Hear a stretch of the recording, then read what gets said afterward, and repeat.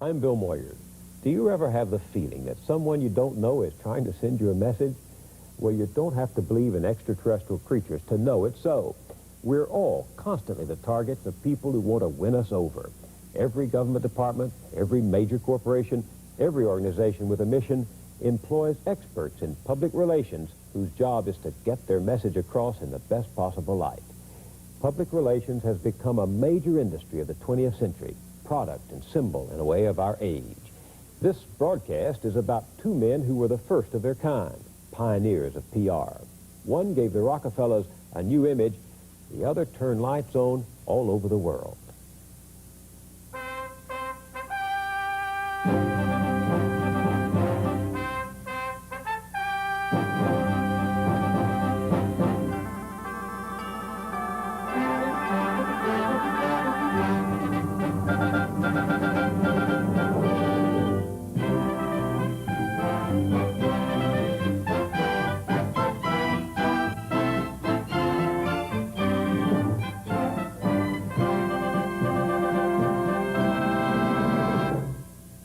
In keeping with Chevron's tradition of service throughout the 20th century, the people of Chevron bring you this program in support of public television. A century ago, a reporter asked the railroad tycoon William Vanderbilt how the cancellation of his trains would affect the public. And Vanderbilt replied, "The public be damned."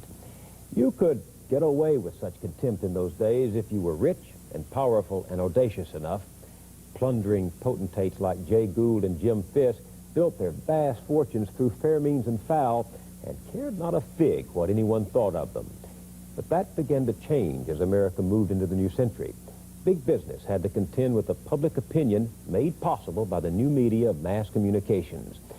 But if the new technology helped to create mass opinion on a national scale, it also made possible the manipulation of that opinion. Men begin to master the art of what the historian Daniel Boorstin calls the pseudo-event, one that doesn't just happen, but is contrived news created for a purpose. The news conference, the press release, the staged event all became part of a constant drama of persuasion. Off stage, the public relations experts writing the script and directing the actors. None have ever done it more skillfully, to my knowledge, than Edward Bernays and Ivy Lee. If I had to point to one moment when public relations as we know it began to come into its own as a 20th century phenomenon, it would be in a meeting in 1914 between Ivy Lee and his most famous client, a man whose very name embodied the whole capitalist system. Passing by, passing by, passing by. Passing by, oh, the good we all may do, while the days are passing by.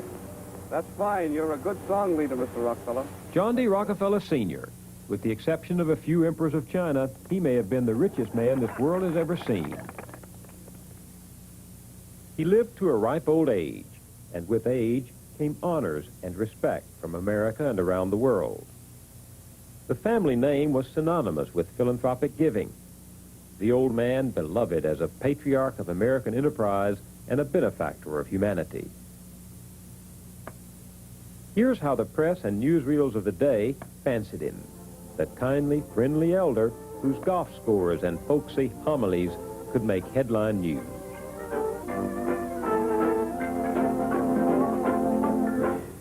The world's richest sportsman tees off. John D. Rockefeller Sr., not far from the century mark, drives the first ball on his daily round of golf, which he claims is the chief reason for his health and long life. This year, in a jovial mood, he consented to a talking picture for exclusive recording by Paramount News.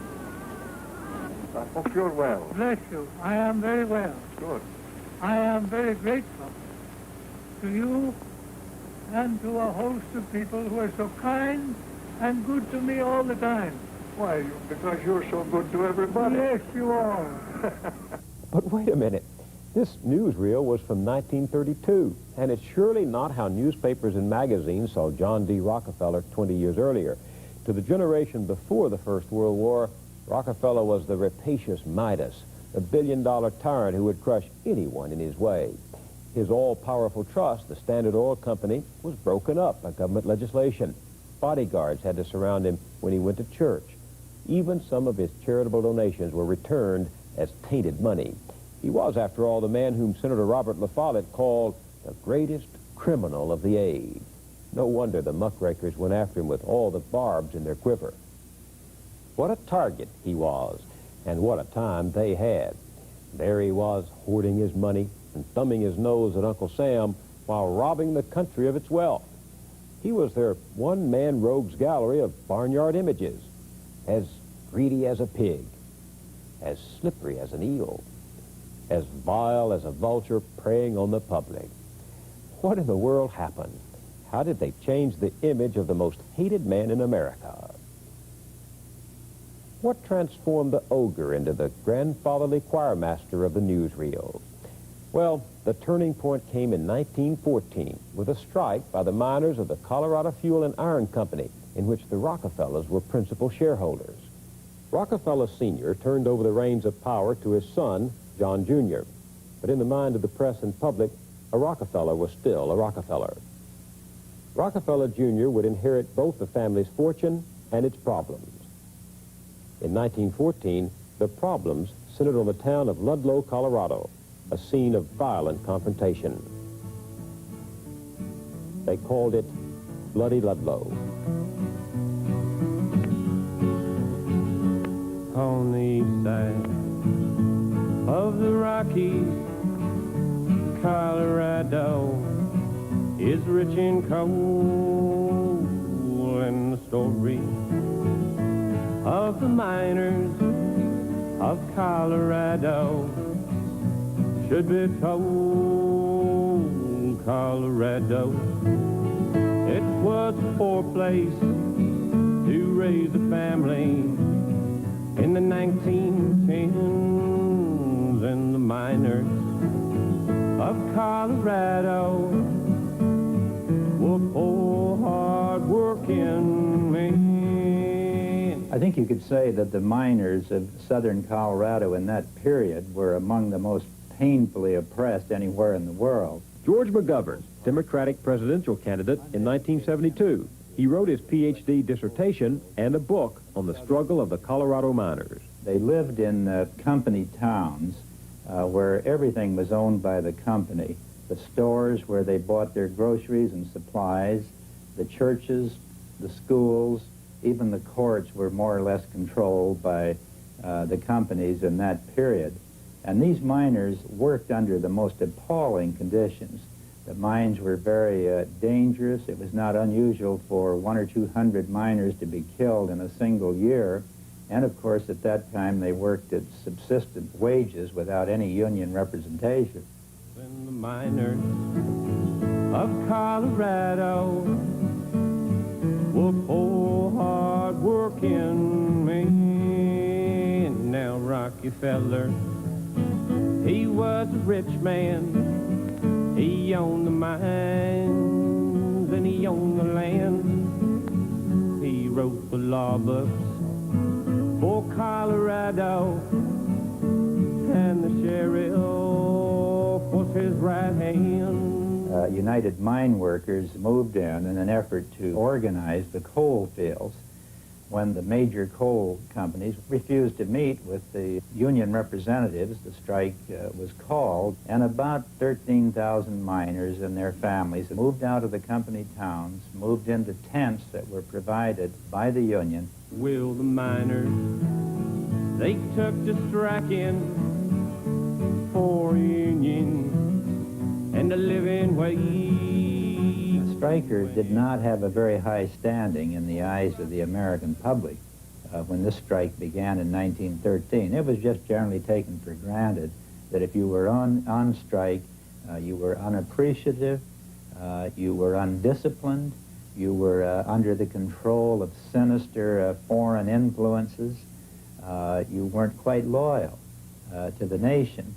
and therefore every resource of the police power or of private corporate power that could be directed at breaking the strike was generally accepted. Call the militia, get vigilantes, we'll get 'em guns, don't you spare no cause, 'cause we have got to show them dirty miners that Rockefeller, he is the boss. And so one morning, without warning, that state militia, they opened fire. The soldiers raked the colony with machine guns and then set fire to the tents which housed the families of the miners. The next day, 53 people lay dead. Among them, the charred bodies of 13 women and children pulled from the ashes of their homes. The date, April 20th, 1914, the day of the Ludlow Massacre. It was headline news across the country. For the first time, public opinion sympathized with the strikers. Rockefeller was condemned as the man behind the guns, the murderer of women and children. The writer Upton Sinclair organized pickets wearing the crepe armbands of mourning to stand vigil outside Rockefeller's home, office, and places of worship. Bloody Ludlow would not be forgotten. Rockefeller Jr. was moved to act. The vilification of his family's name had gone far enough. It was time to refurbish the Rockefeller image. He turned to a former newspaper man with the reputation for clever handling of the publicity problems of big business, a man with the unusual name Ivy Ledbetter Lee. Ivy Lee's son, Jim Lee. Rockefeller was in serious trouble with the Colorado Fuel and Iron Strike and really didn't know what to do, and someone suggested that there was a young man with a tall, stiff collar who had a lot of new ideas, and he might like to talk to him. So he got in touch with Ivy Lee, and this was the beginning of a very long and very interesting association. Ivy Lee was one of the first of the century's image makers, and a wizard at it. It's just the art of getting believed, he said. His critics disagreed. They called him Poison Ivy. At the turn of the century, why, businesses had, and some businesses and some people tended to operate without any respect to what the public thought of them. They didn't care. So public be damned was they didn't care what the public thought. Ivy Lee came along and said that you can't continue to exist, to operate successfully, to be thought well of, unless you take into consideration what the public thinks of you. It was the first time in any American labor struggle where you had an organized effort to use what has become modern public relations to sell one side of the strike to the American people. In this case, the Rockefeller or the management side. Ivy Lee said many times that he never changed Mr. Rockefeller. What Ivy Lee did, primarily for Mr. Rockefeller Sr., was to make the other side of the man known. There were a variety of techniques that Ivy Lee used. It was a total public relations campaign. It included, first of all, a series of fact sheets that he published to give the mine operator's side of the strike. Everything was done to discredit the strikers morally and to paint them as substandard citizens. Ivy Lee engaged the services of prominent people to sign articles that gave the mine operator's side of the story. He persuaded the governor of Colorado to sign such a public letter that was widely distributed across the country, even delivered personally to the President of the United States, Woodrow Wilson. This effort on the part of Ivy Lee to put a more favorable interpretation on the strike as far as the managers were concerned, plus the publicized trips by Mr. Rockefeller to Colorado, his effort to come to know the miners firsthand, pictures of him visiting with strike organizers.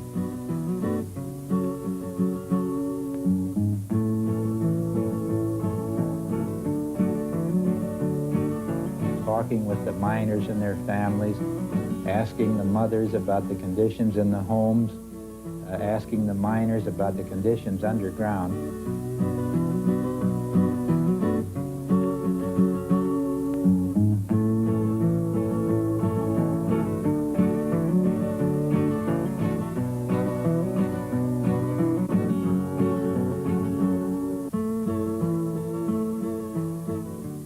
So this was the general thrust, just frankly to do a snow job for the mine operators and to discredit the union in every possible way. And I must say that while they didn't exceed 100%, they were sufficiently successful in it so that they did change the public perception of the mine operators and their responsibility for the strike. It's a lot cheaper for Rockefeller and his colleagues to pay Ivy Lee $1,000 a month to give them a new face than it would be to address the grievances of pay that was too low, hours that were too long, mines that were unsafe, housing that was substandard, and all the rest. It's probably not an exaggeration to say that modern public relations in industrial disputes was born in 1914 with the Rockefeller-Ivy Lee marriage and has continued from that day until the present. Bloody Ludlow changed things. After Rockefeller's visit to the miners' homes and those carefully posed newspaper pictures, working conditions improved. The company's grip on the town was loosened. Miners could form grievance committees. But one principal demand of the strike was subverted. The mine owners refused to recognize the United Mine Workers Union, and the miners were effectively denied any real bargaining power. But not Ivy Lee. His bargaining power soared. So masterfully had he handled the press that his powerful employers commissioned him to undertake a full-scale renovation of the Rockefeller name. He did it in part by overcoming the old man's penchant for privacy. Rockefeller had long given generously of his wealth to various charities and organizations, but only rarely, as in 1913 when he richly endowed the Rockefeller Foundation for Learning and Research, did he do so openly. He simply preferred to give without fanfare. Ivy Lee convinced the family it was better to be seen as a philanthropist and take the credit than to leave the public only the critic's side of the story. This the Rockefellers agreed to do, and Ivy Lee took it from there. He became the man between the family and the press, and slowly the alchemy of publicity transformed the image. In the mind of the public, it emerged, if not pure gold, at least with a fine golden lining, and it made the difference.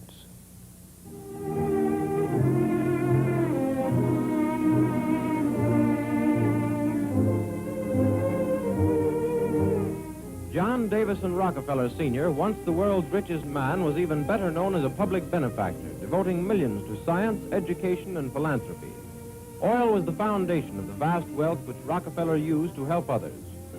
Here is an intimate glimpse of the oil magnate posing for Pathé News. And after his picture was taken, he turned cameraman himself, enjoying every minute of it. Deeply interested in his fellow men, Rockefeller was particularly fond of little children, and in recent years became famous for giving them dimes on every occasion. Rockefeller had the real Christmas spirit of giving, and loved to present gifts to his many friends, and to the children he always was delighted to have around him. Riverside Church, with its world-famous Laura Spelman Rockefeller carillon, is an imposing monument to his faith. And Rockefeller Center, the greatest development of modern times, stands as a tribute to the man who devoted his fortune to the progress of humanity. Before Ivy Lee died in 1934, he had lunch with the only man considered his equal, Edward L. Bernays. There they sat, founding fathers of the business. But Lee was in a pessimistic mood that day, and he told Bernays that public relations was a temporary phenomenon that would probably die with both of them. Bernays was to make sure that didn't happen. He was the first person to say, "I'm a public relations counselor," and he was determined to turn the practice into a recognized profession. He wrote books of theory to make public relations a companion of the new social sciences with special insights into human motivation. But mostly what he did was to make public relations work, and to work well for his clients. What clients they were: RCA, General Motors, the American Tobacco Company, Time Magazine, the Bank of America, the United Fruit Company, the government of India, the city of Vienna, and on and on. Edward Bernays became successful and wealthy, and far from dying out with its founders, public relations flourished, and today remembers the man who gave it its name. How do you introduce a man who is the acknowledged father of public relations, who wrote the first public relations book and who taught the first public relations class, who is a counselor to presidents? What more can you say about an individual who, to the public relations profession, is a living legend? The Boston Globe quotes a head table speaker at Mr. Bernays' 90th birthday at a party held in the Harvard Club in Boston as saying, "One good thing about becoming 90 years old is that you're not subject to much peer pressure." Edward Bernays, the Public Relations Society of America, honors a pioneer. Public relations embraces what I call the engineering of consent, based on Thomas Jefferson's principle that in a democratic society, everything depends on the consent of the people. Bernays was born in 1892. In this century, he became one of the first to appreciate the power of public opinion and the ability of the media to create leaders of society and to fashion the legends which inspire our lives. As the First World War ended, he went to Paris to work as a press attaché for the American government. Bernays was present for the arrival there of Woodrow Wilson, an event which was to profoundly influence his life and to change his career. You remember Wilson's entry into Paris as the Prince of Peace? Oh. Were you there? I was there. The street was lined, and this rather cold-looking, ascetic man riding in an open Victoria to the plaudits of the stand-up crowds on both sides of this very wide avenue, and being applauded as he rode to the Place de la Concorde, where he stayed.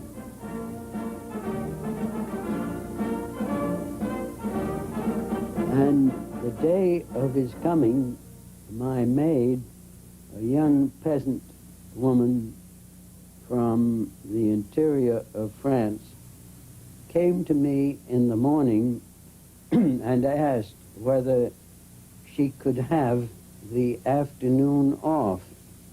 And I said to her, "Pourquoi? Why do you want the afternoon off?"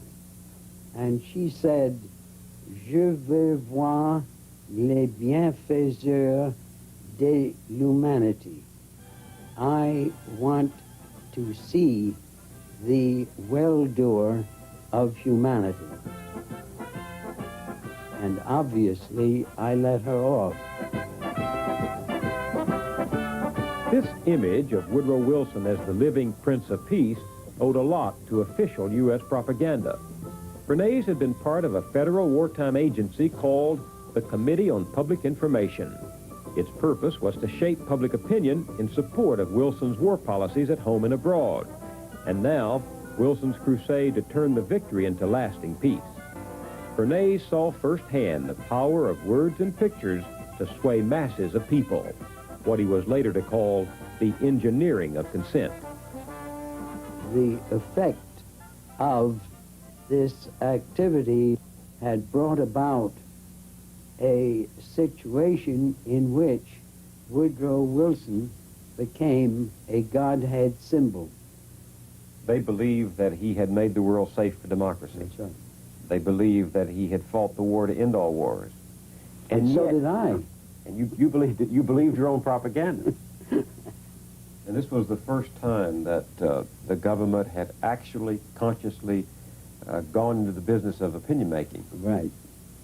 Well, they didn't even call it opinion making at the time. They called it information. Information of a very special sort.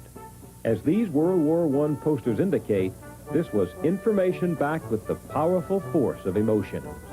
The job of the Committee on Public Information was to change the mass of Americans from an isolationist democracy to an organized war machine, molding a confused and shapeless public opinion to a single purpose.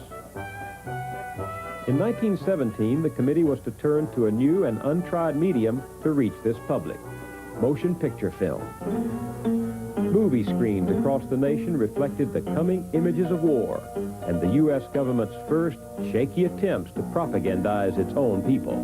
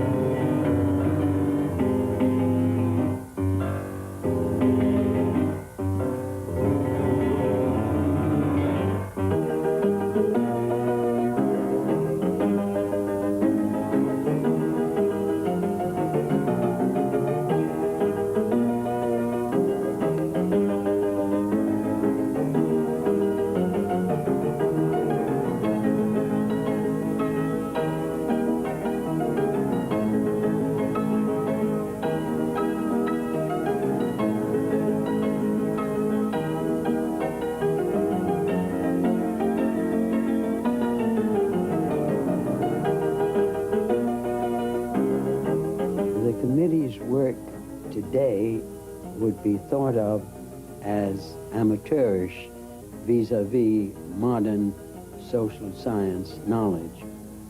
But the committee accomplished a great deal. So the propaganda was effective, along with other considerations of I think the propaganda was very effective, and as I say now, it was propaganda and not impropaganda. Bernays' propaganda was still very controversial. Republicans attacked the Committee on Public Information as a partisan propaganda tool for Wilson and the Democratic Party.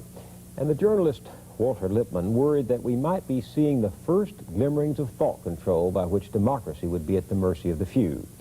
But Woodrow Wilson could not sell his 14 points in the Treaty of Versailles to the American people and Congress. The Committee on Public Information disbanded, and a young Edward Bernays went searching for a job. When you came back from World War I, came back from seeing Woodrow Wilson hailed as the liberator of the West, what did you do? Did you decide then to pursue public relations? Had you discovered some new Rosetta Stone? Well, after experiencing this world situation and recognizing the importance of ideas as weapons, what Victor Hugo had once said, it is useless to send armies against ideas, I decided to open a small office and see whether we could not apply what I had learned in the war to peacetime pursuits. The 1920s. Bernays came home from war and put his talent to work for American business corporations. He was exactly the right man at the right time. American industry was in a frenzy of expansion. Cars were being sold by the millions, and mass-produced consumer goods filled the stores. The 20s magnified our love-hate affair with big business. We loved what it could give us, but worried about its social costs, worried about the concentration of enormous economic power in the hands of the few. A new profession was born into this changing world, and Edward Bernays gave it its name: public relations, the conscious shaping of public opinion and attitude.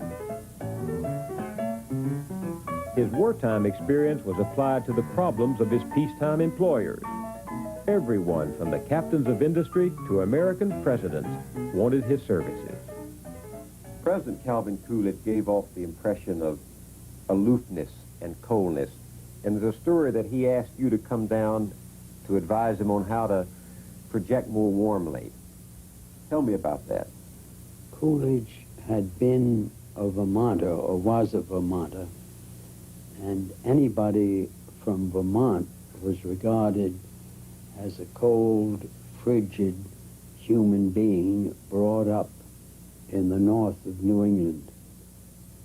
In addition to that, Alice Roosevelt Longworth, who had an acerbic tongue, had made a statement some time before that Calvin Coolidge, President of the United States, had been weaned on a pickle. And the country believed it, and certainly it hurt. And I thought about it, and I had read that the White House indulged in what were known as New England breakfasts. It then occurred to me to bring down actors and actresses and have them have breakfast with him, including Al Jolson, including the Dolly sisters, and we had breakfast, and we had our country sausages. And there was a man who came to the president, and I heard him say, "Mr. President, you have a cabinet meeting." The president went right on talking to the actress on the left side of him and another actress on the right side of him, and the poor cabinet meeting had to wait. The next morning, I was back in New York and noticed that the New York Times had carried the story on its first page without my having any relationship to the story. They treated this as news. They treated it as news, which it indeed was. Do you remember the New York Times headline? I recall that they said that Coolidge had breakfast with actors and actresses and almost laughed. It was President Nearly Laughs. Ed, were you helped by being Freud's nephew? Did you have an inside track on the workings of the mass mind? Well, my mother was his younger sister, and my father was the brother of his wife. And at home, contrary to what is done today, the dinner table at night became a discussion forum at which the two parents would discuss what was on their minds, and children were seen and not heard. But actually, children listened. What did you hear? Well, I heard about my uncle's theory of dream interpretation. I heard about psychology as being an important force in evaluating human behavior. I heard of repression and regression and suppression and projection and taboos and Oedipal complexes. And while I never had a course in Freudian psychology, I did help to translate the first book that Freud had published in England. It's hardly surprising, given those family ties, that Edward Bernays was the first to apply the findings of sociology and psychology to the commercial needs of his corporate clients. He coined the treasure the academic explorers brought back. Just consider the counsel he gave George Washington Hill, president of the American Tobacco Company. Even in a time of unbridled commercialism, Hill was fabled as a dynamo of will and ambition, all concentrated on one single purpose: to sell more Lucky Strikes. When Bernays first met him, Hill had a new target: women smokers. Mr. Hill always kept his hat on in his office, which was a symbol of royalty. He had a crown, and I had mine off, and whoever else went there had his hat off. And one day he said to me, "We're losing half of our market." And I said, how is that, Mr. Hill? He said, there's a taboo against women smoking on the streets. How can we break that down? How indeed? Bernays went to Freud's translator and disciple, Dr. A.A. Brill, for a psychoanalytical interpretation. He said, cigarettes are torches of freedom to women. They indicate women's dramatizing man's inhumanity to women by smoking them, because they're not permitted to smoke. So I called up a young debutante friend of mine, and I said, would you be willing to ask some of your debutante friends, and obviously they're young men, to walk in the Easter parade lighting torches of freedom as a protest against man's inhumanity to women? Well, obviously, the young woman snapped it up, and then I said to her, might I suggest, in the interest of spreading this gospel, that you let all of the news weeklies know about what you were doing? She said she would be delighted to do that. That was all the activity I had to do with the event, just thinking it up. What happened on Easter Day? Well, on Easter Sunday, this group of young people just walked from 34th Street to 57th. The Pathé and International news films took films of them, and the day after, they were on the front page of the Times. And to show the effect such an action has, within 5 weeks of their own volition, the smoking rooms of theaters in New York opened their smoking rooms to women smoking, which had never happened before. So an age-old custom was broken down by one action. Disseminated by the media. By the media. 1929, the General Electric Company signs Edward Bernays for the spectacular challenge of his career. It's the 50th anniversary of the invention of the electric light bulb. GE doesn't want it to go unnoticed, doesn't want just an item on the back page of the newspaper, a footnote to history. What can you do for us? Bernays is asked. What could he do for them? Nothing, it turned out, but the publicity coup of the century, the media event to end all media events. Bernays would get the mighty and the ordinary to do what he wanted, and public relations would come of age. Let's talk about this magnificent event you pulled off in 1929, the Golden Jubilee of Light. The Golden Jubilee for the invention of the electric light bulb was the largest event you ever organized. And it was worldwide. And it involved everybody from Henry Ford to the President of the United States. That's right. I understand that you sold the idea for 8 months. You went around promoting the idea without ever mentioning General Electric.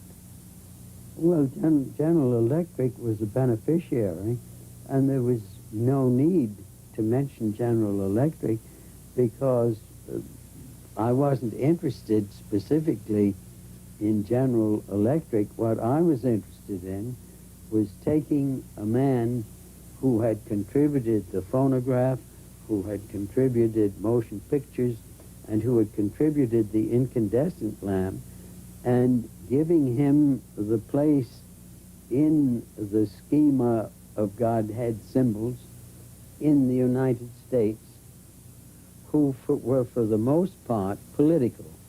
There was George Washington, there was Thomas Jefferson, there was Abraham Lincoln, and I said it seemed to me that one could take Thomas A. Edison, who was by that time, I think, almost an octogenarian, I'm a nonagenarian, and help to make him a Godhead symbol. Well, the first thing in the development of anything like this in a country as large as the United States is to have a committee formed which would itself be Godhead symbols of a minor sort. And the first thing we did was to form such a committee. Hoover was the chairman of it. Herbert Hoover. The second thing we did was to find a name for it. Light is something that starts in with the Bible. Golden is what everybody wants. And Jubilee is a happy celebration. Lights, Golden Jubilee. We immediately had semantic tyranny in that word.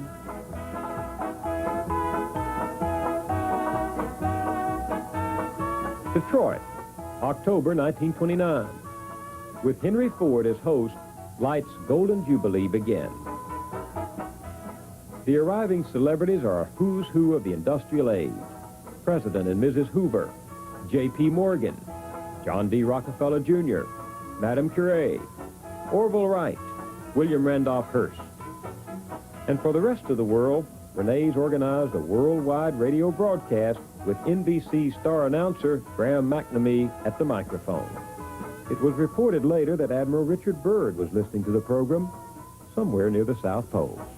Good evening, ladies and gentlemen of the radio audience. This is Graham McNamee speaking from Dearborn, Michigan, where Henry Ford and Edsel Ford are entertaining one of the most notable gatherings assembled in the annals of American history to honor Thomas Alva Edison on the occasion of the 50th anniversary of his invention of the first practical incandescent lamp. Tonight is the climax of Light's Golden Jubilee, and what a climax. As you know, the entire world is celebrating this epochal event tonight. This is Edison's Menlo Park, formerly of New Jersey, now in Dearborn, Michigan. Earlier in the year, Henry Ford had moved Edison's original laboratory buildings, complete with outhouses, trees, and bushes, to create this living museum to his childhood hero. The dignitaries come to pay homage in an old-fashioned train, an exact replica of the one on which Edison had worked as a boy.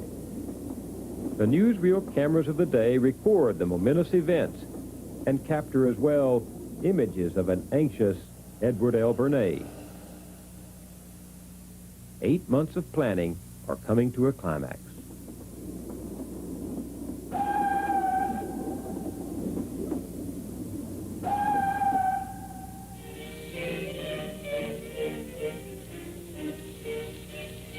Bernays wanted Light's Golden Jubilee to end with all the world bathed in its glow.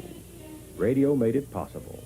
With the largest hookup ever, he would signal to the far corners of the globe for citizens, cities, and nations to switch on their electric bulbs. The dignitaries approach Edison's original laboratory to reenact the moment of invention, to honor Bernays' Godhead symbol, the giver of light. Here we are in the laboratory, ladies and gentlemen. Can you imagine how this grand old man must feel? He's carried back half a century to the moment of his great triumph. Oh, if I were a painter, I should like to portray this group about the pump. And now, Mr. Yale is looking at the pump. He's saying something. Just a moment. Oh, yes. He has just told Mr. Edison that he believes the lamp has a good vacuum. Mr. Edison is nodding his head. And it is now ready, as it was ready half a century ago, for the critical test. Will it light? Will it burn? Or will it flicker and die, as so many previous lamps have died? Or you could hear a pin drop in this long room. Mr. Edison has the two wires in his hand. Now he's reaching up to the old lamp. Now he is making the connection. It's light. Light's Golden Jubilee has come to its triumphant climax. And now the light is springing up on all sides, the modern light of 1929. Outside we hear the crowd cheering, and I hope that you and your families are entering into the spirit of this great moment in history the way we are. You can turn on your electric light and add your personal tribute to that great outpouring of gratitude and personal affection which has made life's golden jubilee the greatest tribute ever paid to any living man. And now, ladies and gentlemen, Thomas A. Edison.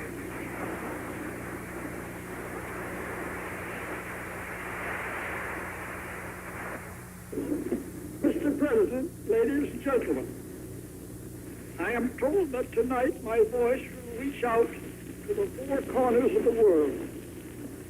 It is an unusual opportunity for me to express my deep appreciation and thanks to you all for the countless evidences of your goodwill. I thank you from the bottom of my heart. Good night.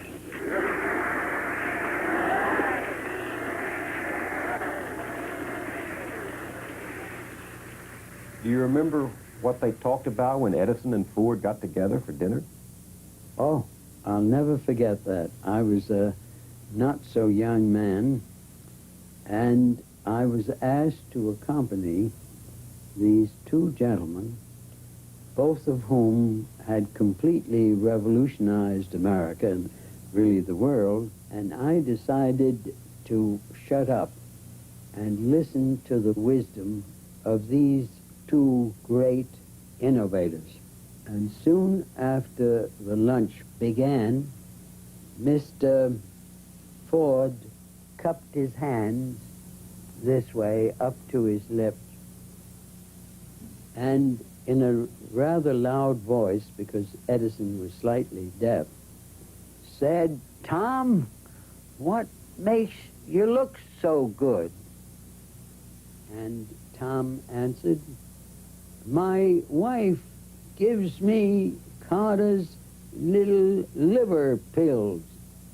And Mr. Ford cupped his hands again and said, "Tom, how many of them does she give you?" And Mr. Edison said, "She gives me 5 a day." Well, the fascinating thing to me of that entire luncheon was that here I was wanting to bask in the reflected glory of two international heroes. The whole conversation revolved around Carter's little liver pills, and I heard no other subject of any kind discussed. And I decided that maybe when I wanted the wisdom, the revolutionary wisdom of the ages, I had better go to a public library. You know, you got men like Thomas Edison and Henry Ford and Herbert Hoover and the masses of America to do what you wanted them to do. You got the whole world to turn off its lights at the same time. You got American women to smoke in public. Well, I mean, that's not influence, that's power. Well, but you see, I never thought of it as power. I never treated it as power. People want to go where they want to be led. And where has public relations led us? To a world where just about everybody uses it and defends it.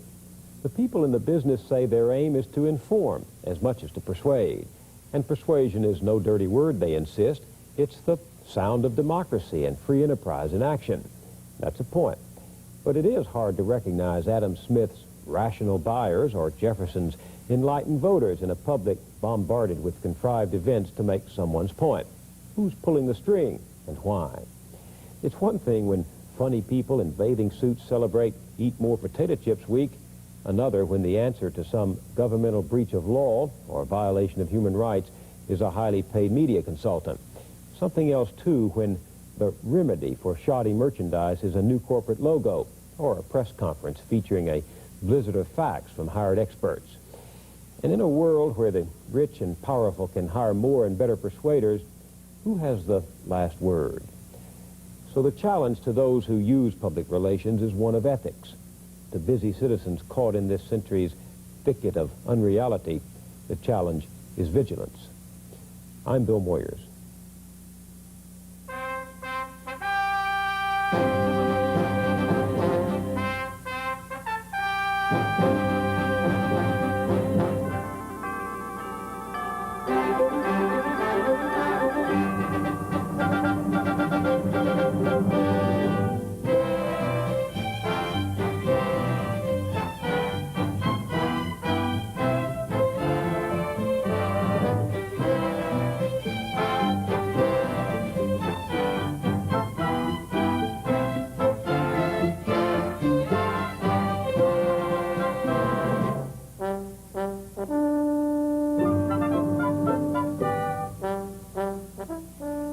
Tonight's Walk Through the 20th Century will be rebroadcast Saturday afternoon at 5.